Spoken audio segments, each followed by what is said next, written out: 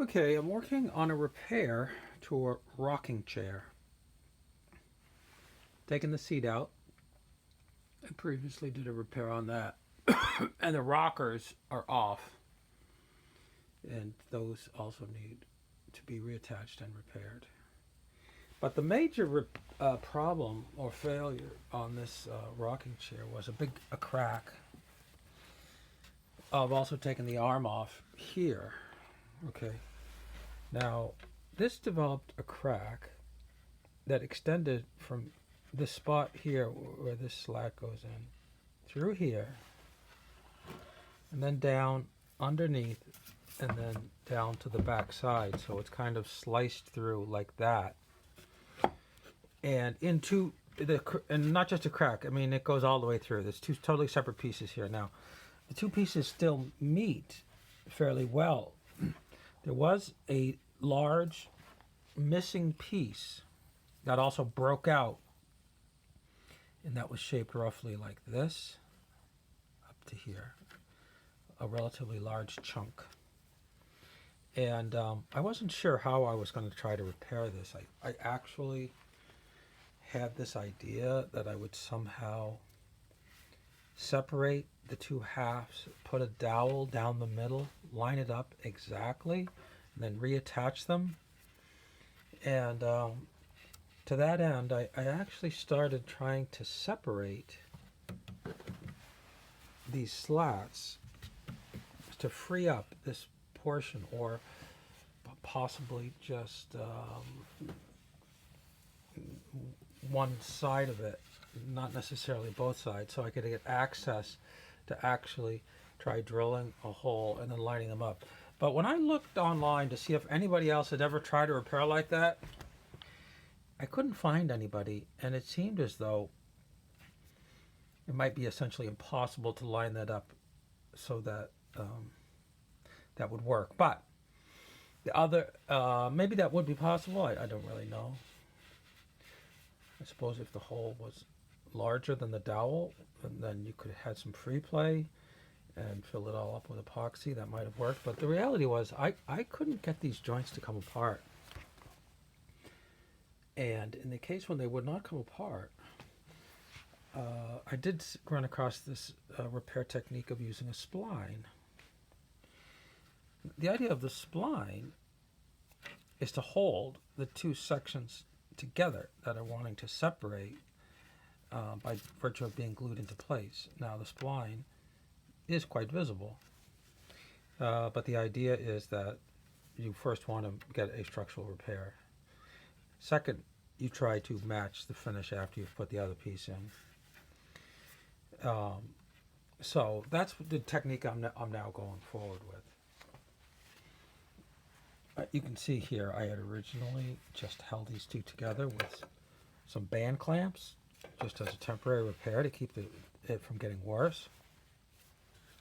Now I've got a clamp to hold the two sides together, okay?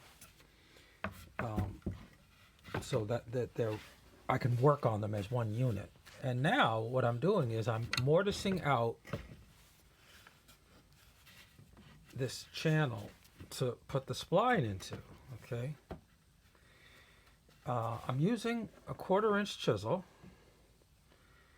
That seems just about the right size of the chisels that I have. The next one I have is a 1/2 inch. That seems like that's too big.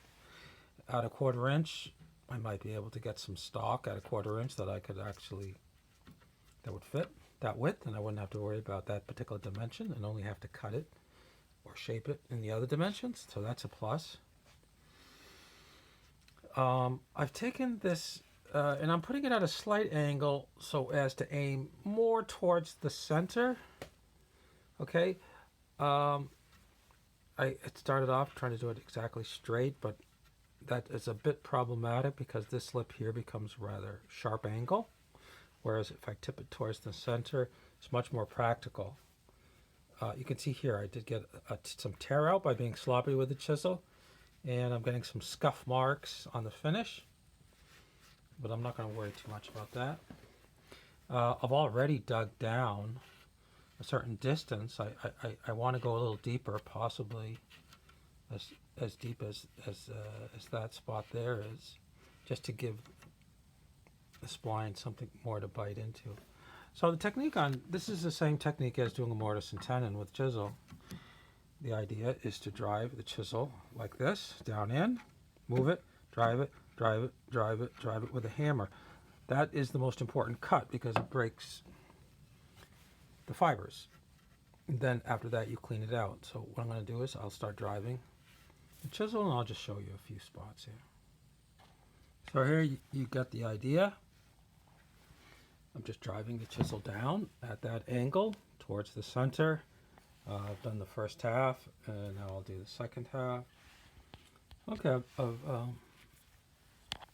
worked on that other half. Now I'm going to take a bigger chisel, and I'm just going to line it up along those edges and on both sides before I do the clean out.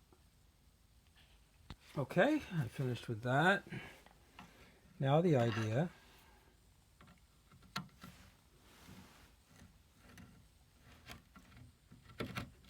is to, these little pieces now are very weak, so the idea with the chisel, I'm not going to do this all with one hand, but you get the idea. You just basically clean that out, working from both directions.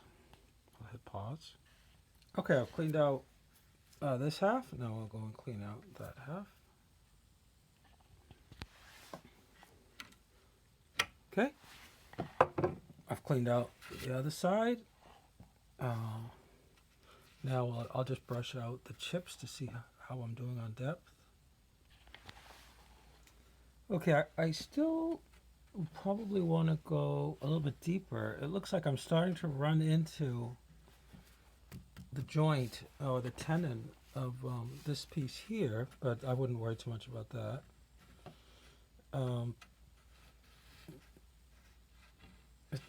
I did this about 3 or 4 times. Each time it goes a little bit deeper.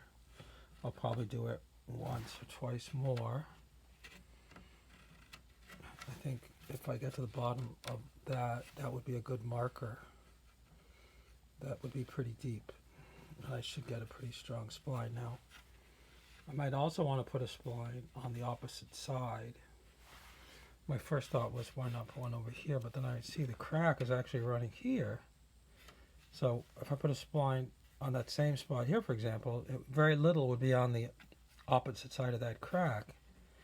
And where I really would want to put it is probably diametrically opposite this. That's where